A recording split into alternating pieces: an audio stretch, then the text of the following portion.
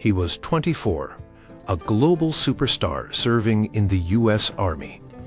She was 14, an American schoolgirl living abroad because of her stepfather's military posting.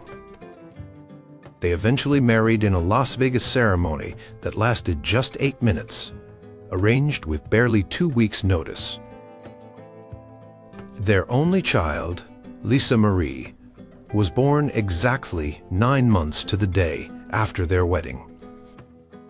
When their marriage ended, they walked out of the Santa Monica courthouse holding hands after the judge finalized their divorce. Number 8. The divorce, walking away hand in hand. The end of the fairy tale wasn't marked by screaming matches in public or bitter accusations hurled through the press. By 1972, Elvis and Priscilla Presley had been living increasingly separate lives. The constant touring, the Las Vegas residencies, the inevitable temptations of superstardom for him, and a growing sense of isolation and desire for her own identity for her, had created a distance that proved insurmountable. Priscilla had initiated an affair with Mike Stone, a karate instructor Elvis himself had encouraged her to train with. Elvis too had numerous relationships outside the marriage, a pattern established early on. The separation became official on February 23, 1972, when they separated, and Elvis filed for divorce on his birthday, January 8, 1973. Priscilla later recounted the moment she told Elvis she was leaving him. They were in his Las Vegas hotel room. She expressed her unhappiness and her feeling that she needed to find out who she was outside of his shadow. Accounts state Elvis listened, initially reacting with shock and hurt, perhaps even mentioning Mike Stone. There are stories of him trying to hold her, of a tense but ultimately subdued conversation, unlike the dramatic scenes one might imagine. He didn't try to physically prevent her from leaving that day. The legal proceedings moved forward relatively smoothly compared to many high-profile splits. They were determined, by all accounts, to remain amicable, largely, for the sake of their young daughter, Lisa Marie. They negotiated the settlement terms without public rancor. Priscilla received a lump sum payment plus monthly alimony, child support, and a percentage of Elvis's publishing companies. The final court date was October 9, 1973, at the Los Angeles Superior Courthouse in Santa Monica, California. Photographers waited outside, expecting perhaps a somber or tense scene. Instead, Elvis and Priscilla emerged together. They were smiling. They held hands. Elvis reportedly put his arm around Priscilla, and at one point gave her a friendly kiss on the cheek. They appeared not as bitter exes, but as two people who had shared a significant part of their lives and were now choosing to move forward with mutual respect. This image, the hand-in-hand exit from the courthouse, became one of the most enduring and perhaps surprising moments of their entire relationship.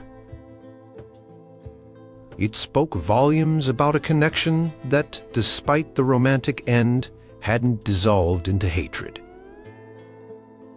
They remained involved in each other's lives, co-parenting Lisa Marie, until Elvis's death less than 4 years later.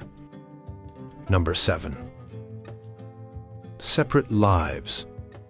The cracks begin to show. The late 1960s and early 1970s saw Elvis Presley reclaim his throne. The '68 comeback special had reignited his career, pulling him out of the slump of mediocre Hollywood movies and back onto the stage where he truly belonged. This led to lucrative long-term engagements headlining the International Hotel, later the Las Vegas Hilton, and nationwide tours. He was Elvis the performer again, electrifying audiences, surrounded by his entourage, the Memphis Mafia. But this professional resurgence had a profound impact on his personal life back at Graceland. While Elvis was on the road or holding court in Vegas, Priscilla was often home in Memphis. Graceland, the place she had moved into as a teenager full of dreams, could feel isolating. Lisa Marie was born in 1968, but motherhood filled only part of the void left by her husband's frequent and lengthy absences. Elvis's life on tour was a whirlwind. He thrived on the energy of the crowds, the camaraderie of his band and backup singers, and the constant attention. Reports and biographies detail numerous affairs during this period. Being Elvis Presley meant constant temptation, and it wasn't a temptation he often resisted. He had women accompanying him, staying in his suites, a reality that Priscilla was not naive about. She had endured rumors and evidence of his infidelity throughout their relationship, even dating back to his Hollywood movie days. Priscilla, still a young woman in her 20s, began to feel less like a wife and more like a beautiful fixture kept at home. She had been molded in many ways by Elvis since she was 14. Her look, her interests, her life revolved around him. Now, she started yearning for her own experiences, her own identity. She explored interests outside the Graceland bubble. One of these interests was karate. Elvis himself was a karate enthusiast and encouraged Priscilla to take lessons for self-defense and fitness. Her instructor was Mike Stone, a myotic and accomplished martial artist. Training sessions turned into conversations, shared confidences, and eventually, a romantic relationship. This affair, which began around 1971, was a significant step for Priscilla. It was her asserting her own desires and seeking fulfillment outside of her prescribed role as Mrs. Elvis Presley. The distance wasn't just physical, it was emotional and experiential. Elvis lived in a world of spotlights, adoring fans and enablers. Priscilla lived in the quiet mansion, raising their daughter, increasingly aware of the life she was missing. She tried joining Elvis on tour or in Vegas sometimes, but often felt like an outsider in his chaotic professional world. The demands on him were immense, leaving little quality time for family connection. Communication broke down. Their lives were running on parallel tracks that rarely intersected meaningfully anymore. The foundation of their marriage, already stressed by its unusual beginnings and the pressures of fame, was undeniably cracking. The stage was set for the separation that would soon follow. Number 6. The King Returns, the '68 Comeback Special. By 1968, Elvis Presley's career was perceived by many to be in a creative trough. The rebellious rock and roll icon of the 1950s had spent most of the 1960s churning out a series of formulaic, often critically panned, musical comedies for Hollywood. The soundtracks sold. The movies made money, but the fire seemed gone. He hadn't performed live in front of an audience since a benefit concert in Hawaii back in 1961. Music was changing rapidly. The British invasion, psychedelia, folk rock, and Elvis seemed increasingly irrelevant to the contemporary scene. His manager, Colonel Tom Parker, known for his shrewd business sense and tight control over Elvis's career, brokered a deal with NBC for a Christmas television special. The Colonel initially envisioned a wholesome, family-friendly hour of Elvis singing Christmas carols, perhaps wearing a Santa suit, something safe and inoffensive. However, the show's producer, Bob Finkel, hired a young, ambitious director named Steve Binder. Binder saw this not just as a TV special, but as a chance to reintroduce the real Elvis to the world, the raw, magnetic performer. Binder, along with writer Bones Howe, pushed back against the Colonel's bland concept. They wanted to showcase Elvis's musical roots, his blues and gospel influences, and his electrifying stage presence. Priscilla was reportedly supportive of this new direction. She, like many close to Elvis, knew the power he possessed as a live performer and likely shared the frustration with the trajectory of his film career. She wanted to see the dynamic Elvis she knew emerge again. Binder cleverly maneuvered around Colonel Parker's initial vision. He convinced Elvis that the show needed to be more authentic. The key element became the sit-down segments. Binder recreated the feel of an informal jam session, putting Elvis on a small square stage surrounded by a live audience, reuniting him with his original guitarist Scotty Moore and drummer DJ Fontana, along with other friends and musicians like Charlie Hodge and Alan Fortis.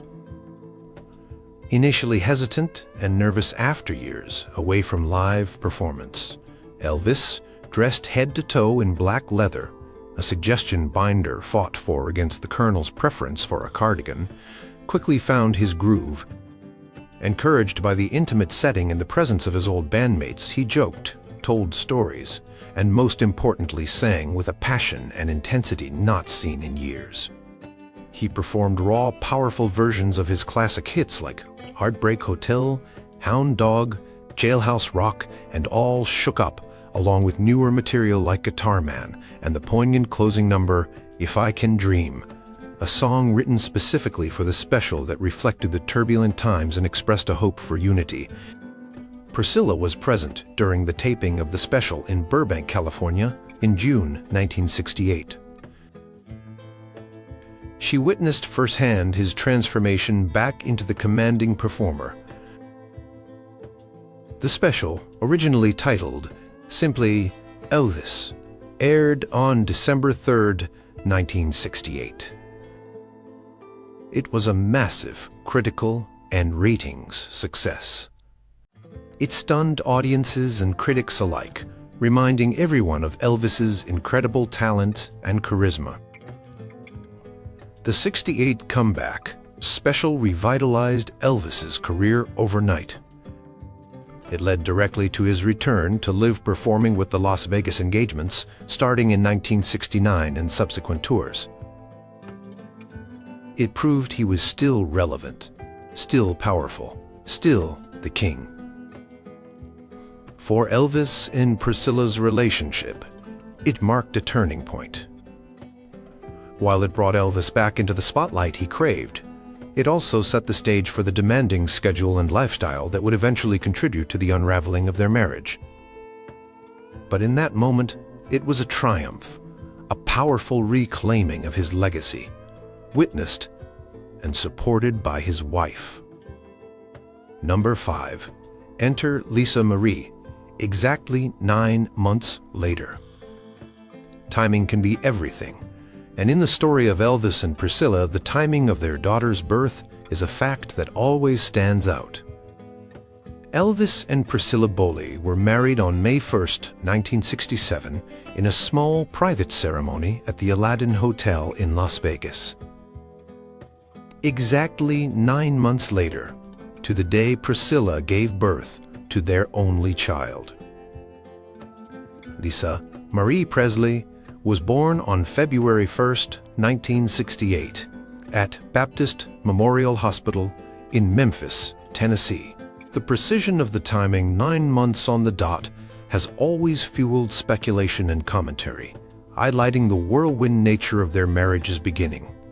It suggests that their daughter was likely conceived on or very close to their wedding night.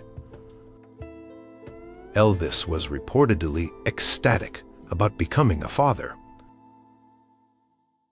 Having lost his own beloved mother Gladys less than a decade earlier, the idea of family was deeply important to him. Biographers note his excitement during Priscilla's pregnancy and his presence at the hospital for the birth. He was 33 years old. Priscilla was just 22. Bringing Lisa Marie home to Graceland changed the dynamic of the household. Suddenly, the rock and roll mansion was also a nursery. Priscilla, barely out of her teens herself, adapted to the role of a new mother. She had staff to help, as Graceland was always bustling with Elvis's family members and entourage, but the primary responsibility fell to her, especially given Elvis's demanding schedule, which even then involved recording sessions and plans for his future career moves. The '68 comeback special was already in the works. Elvis nicknamed his daughter Lisa, and accounts describe him doting on her, showering her with affection and gifts when he was home. He enjoyed playing the role of the proud father. Photos from the time show Elvis beaming, holding his baby daughter. Lisa Marie became the little princess of Graceland, growing up in the unique, often rural environment of her father's world. However, the arrival of Lisa Marie also subtly shifted the dynamic between Elvis and Priscilla. Some accounts suggest Elvis viewed Priscilla differently after she became a mother, perhaps struggling to reconcile the image of the young girl he had met and molded with her new maternal role. Priscilla herself spoke later about the challenges of being a young mother while married to the world's biggest star, navigating the complexities of their relationship alongside the demands of parenthood. Despite any underlying complexities, Lisa Marie's birth was undeniably a defining moment. It cemented Elvis and Priscilla as a family unit in the eyes of the public and brought immense personal joy to Elvis. She was the tangible result of their union, born precisely 9 months after those quick Las Vegas vows, a living symbol of their whirlwind romance taking root, at least for a time, in the form of family life at Graceland. Number 4. Viva Las Vegas Wedding, the quick I do. After years of waiting, years of living under Elvis's roof, under carefully negotiated terms, the wedding, when it finally happened, was sudden and swift. Elvis Presley and Priscilla Bowley were married on May 1st, 1967. The location wasn't a traditional church or even Graceland, but the Aladdin Hotel in Las Vegas, Nevada. The decision to marry seemed to come together quickly in the spring of 1967. There are varying accounts of the catalyst. Some suggest pressure from Priscilla's parents, others point to Priscilla herself giving Elvis an ultimatum, and many believe Colonel Tom Parker strongly urged the marriage, perhaps concerned about the negative publicity of Elvis living with a young woman for so long without marrying her, and seeing a wedding as a potential positive press event. Elvis proposed around Christmas 1966, and the wedding planning commenced shortly before the actual date. Colonel Parker took charge of the arrangements, opting for a location and timing that allowed for maximum control and minimal fuss, at least from his perspective. Las Vegas was a city Elvis was familiar with, and its relaxed marriage laws made a quick wedding feasible. Parker secured a license in Nevada, a process requiring less waiting time and public notice than in other states. The ceremony itself was remarkably brief and notably private, especially for a star of Elvis's magnitude. It took place early in the morning around 9 a.m. in a small private suite at the Aladdin Hotel, which had been decorated with flowers and candles for the occasion. The officiant was Nevada Supreme Court Justice David Zenoff. The guest list was extremely limited, consisting mainly of immediate family members, Priscilla's parents, her younger brother Elvis's father Vernon and his wife Dee, along with Colonel Parker and a few members of Elvis's closest Memphis Mafia inner circle, like Joe Esposito and Marty Lacker, who served as best men. Many people close to Elvis, including some long-standing members of his entourage and even some family members, were not invited, leading to some hurt feelings later. Priscilla wore a white chiffon gown that she reportedly bought off the rack, detailed with seed pearls, and a 3-foot tulle veil held by a rhinestone crown. Elvis wore a black paisley silk brocade tuxedo. They exchanged simple vows in a ceremony that lasted, according to most accounts, only about 8 minutes.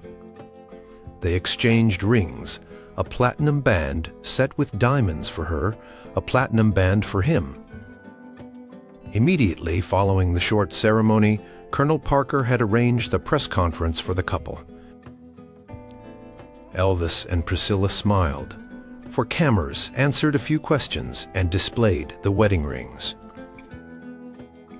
After the press conference, there was a champagne breakfast reception held at the hotel for their small group of guests. The menu included Southern favorites, like fried chicken alongside oysters, ham and eggs, and of course, a towering 6-tier wedding cake. Soon after the reception, the newlyweds boarded a private jet. They didn't embark on a long, exotic honeymoon. Instead, they flew to Palm Springs, California, where Elvis owned a house for a few days of relative privacy before Elvis had to return to work commitments. The entire event, from the proposal taking years to the wedding itself being arranged and executed in a matter of weeks and minutes, encapsulated the unusual and often controlled nature of their relationship, heavily influenced by the demands of Elvis's fame and the management style of Colonel Parker. Number 3, the Christmas proposal. Finally asking the question. Priscilla Beaulieu had been living at Graceland, Elvis Presley's Memphis mansion, since 1963. She arrived as a teenager still needing to finish high school under a strict agreement Elvis made with her parents. The promise was that she would live with Elvis's father, Vernon, and his wife Dee, receive a good education at a local Catholic girls' school, Immaculate Conception High School, and be properly chaperoned. And crucially, that Elvis would eventually marry her. Years passed. Priscilla finished high school. She lived in the orbit of the world's biggest star, adapting to his nocturnal lifestyle, his circle of friends, the Memphis Mafia, and his expectations. Elvis dictated her look, encouraging darker hair piled high, more dramatic eye makeup, and more sophisticated clothing, transforming her from a fresh-faced teen into a glamorous young woman. Their relationship deepened, but the question of marriage remained unanswered. Elvis was busy throughout the mid-60s, primarily focused on his Hollywood film career.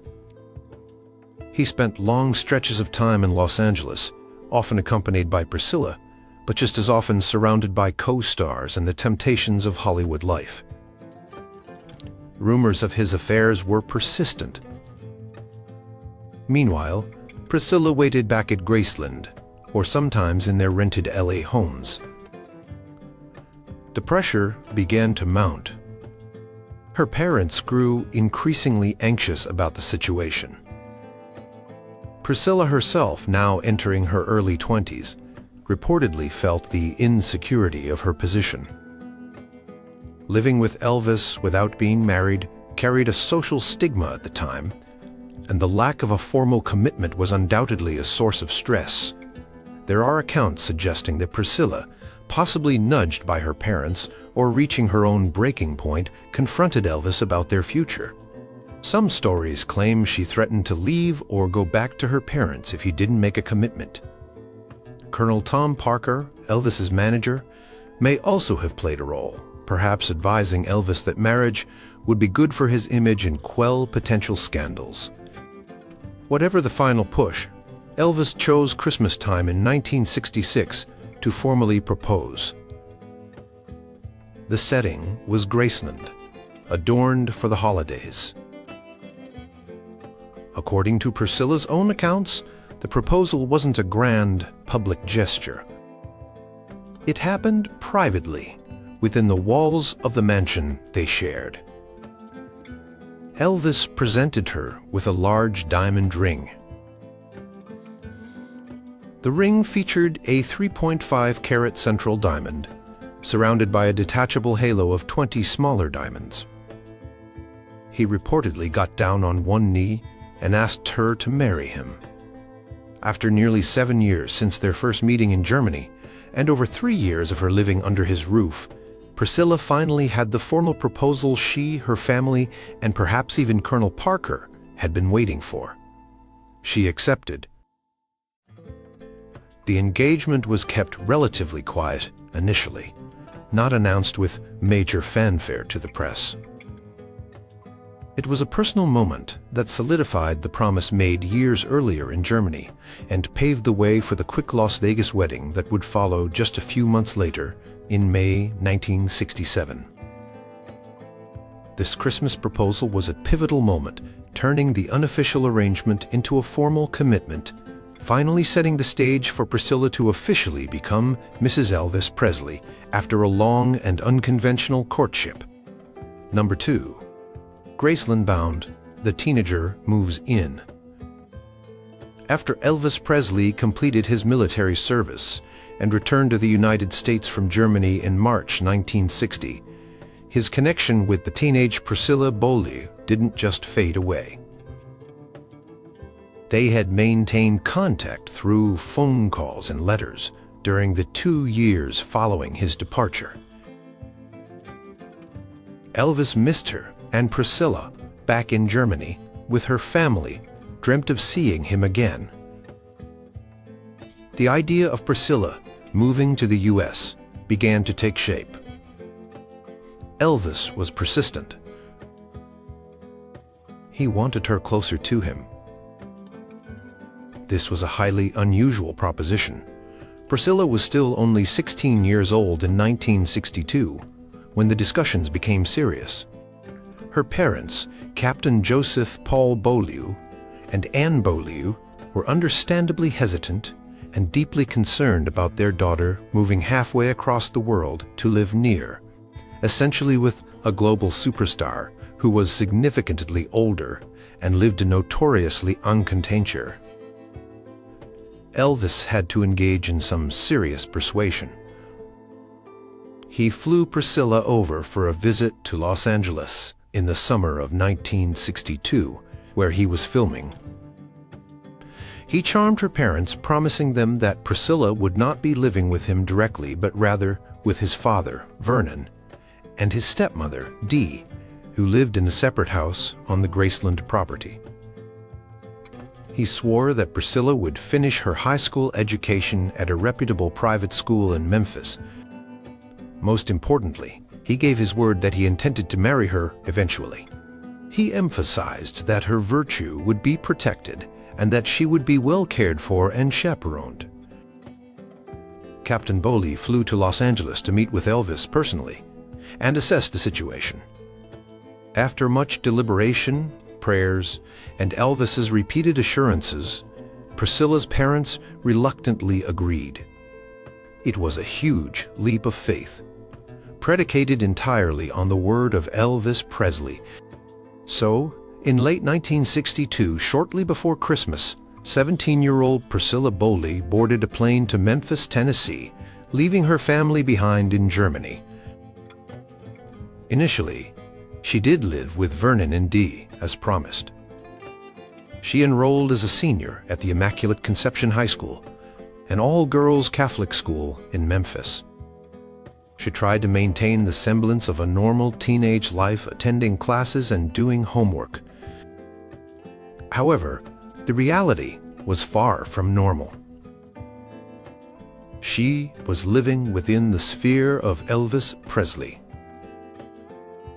Gradually, she began spending more and more time at Graceland Mansion itself, eventually moving in completely, albeit with the understanding, at least initially for her parents' sake, that her bedroom was separate from Elvis's. Her life became increasingly centered around Elvis's schedule and preferences.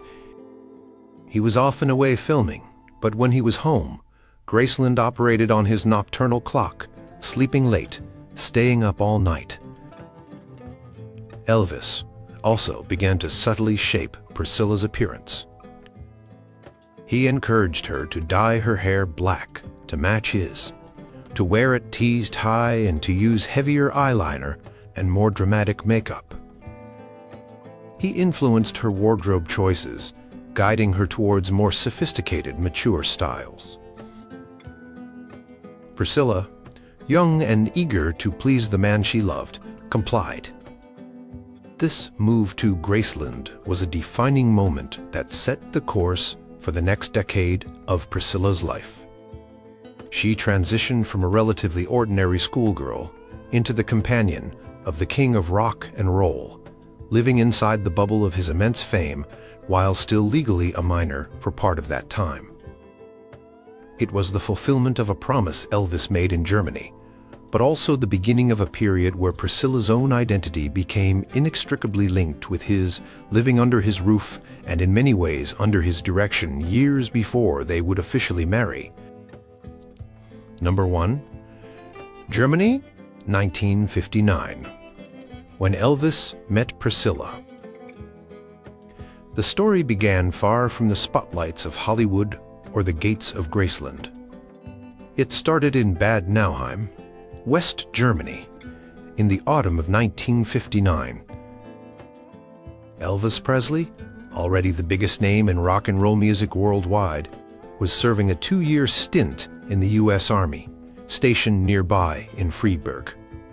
He was Sergeant Presley, living off base in a rented house at Goethestrasse 14. This period was a strange interlude in his life. He was grieving the recent death of his beloved mother, Gladys, which had occurred in August 1958, just before his deployment. He was famous, yet somewhat isolated in a foreign country, surrounded mostly by his father Vernon, his grandmother Minnie May, and a few buddies from his Memphis circle who had accompanied him. Priscilla Bowley was just 14 years old. Her stepfather, U.S. Air Force Captain Paul Bowley, had been transferred to Wiesbaden, West Germany, and she lived there with him and her mother, Anne. She was attending a local American high school, trying to adjust to life overseas. One evening in September 1959, Curry Grant, an Air Force buddy of Elvis's, who was married to the daughter of Elvis's landlord, spotted Priscilla at the Eagles Club, a hangout for military families. Thinking Elvis might appreciate meeting a pretty young American girl who reminded him of home, Grant asked Priscilla if she'd like to meet Elvis Presley. Naturally, she was intrigued and agreed. A few days later, Curry Grant and his wife escorted Priscilla to one of the regular gatherings Elvis hosted at his Bad Nauheim house. Priscilla arrived, reportedly wearing a blue and white sailor dress. She was nervous and shy. Elvis was immediately taken with her. He was 24 years old, a man of the world by comparison. Despite the significant age difference and Priscilla's youth, witnesses from that first meeting recall Elvis being attentive and focused on her throughout the evening. He tried to make her feel comfortable, chatting with her about music and life back in the States. At one point, he retreated to a piano and sang a few songs, including "Are You Lonesome Tonight?" Priscilla later described feeling overwhelmed, but also captivated by his attention and apparent vulnerability. She saw a side of him perhaps different from the energetic rock and roll persona, someone who seemed a bit lonely and searching for connection. Elvis asked to see her again. Priscilla's parents were initially very wary. Their daughter was only 14, and Elvis was a 24-year-old global superstar with a reputation. However, Elvis made a point of meeting Captain and Mrs. Beaulieu, visiting their home in full uniform, presenting himself respectfully as Sergeant Presley. He assured them his intentions were honorable, that he simply enjoyed Priscilla's company and saw her as a reminder of home. He promised she would always be chaperoned and home at a reasonable hour. Reluctantly, her parents agreed to allow supervised visits. Over the next few months, until Elvis's departure from Germany in March 1960, Priscilla became a regular fixture at his house during his off-duty hours. Their relationship developed under the watchful eyes of her parents and Elvis's own family and friends. According to Priscilla's later accounts, the relationship during this time remained platonic due to her age, focusing on conversation, listening to records, and companionship. Elvis reportedly confided in her about his life, his fame, and his grief over his mother. He saw her, perhaps, as someone innocent and unspoiled by his world, someone he could shape and trust. Before Elvis left Germany to return to his skyrocketing career in the U.S., the seeds of their future were sown. He didn't want to lose contact. This first meeting in Germany, the unlikely encounter between the world-famous soldier and the young American schoolgirl, marked the very beginning of a romance that would captivate the public for years, setting the stage for Priscilla's eventual move to Graceland and the unique, complex relationship that followed.